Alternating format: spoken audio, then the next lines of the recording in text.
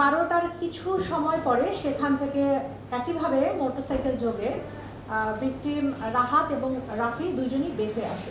দক্ষিণ সুরমা কলেজের গেটের সম্মুখে স্পিড ব্রেকার আছে, জাস্ট গেটটা পার হলেই 10 গজের মধ্যেই সেই স্পিড ব্রেকারের কাছে যখন এই হোন্ডার গতিটা একটু ধীর হয়ে যায়, আগে থেকে পূর্ব পরিকল্পিতভাবে পেতে থাকা শামসুদ্দোহা সাদি এবং তিনি একটি হোন্ডাতে ছিলেন এবং হোন্ডাটি একটু দূরে থামানো ছিল এবং তার সাথে আরেক সহযোগী ছিল তানভীর। সেখান থেকে শামসুদ্দোহা সাদি দৌড়ে আসে এবং এই হোন্ডার সামনে, ভিকটিমের হোন্ডার সামনে এসে সে এখানে দাঁড়িয়ে যায় এবং দাঁড়িয়ে যাওয়ার এক পর্যায়ে খুব এখানে 20 থেকে 30 সেকেন্ডের মধ্যে তার পকেটের মধ্যে একটু চাকু থাকে, সেই চাকুটি দিয়ে সে ছুরিকাঘাত করে এবং ছুরিকাঘাত করে সেখান থেকে পালিয়ে যায়। মূলত অভিযুক্ত এবং ভিকটিম তারা একই কলেজের দ্বাদশ শ্রেণীর শিক্ষার্থী।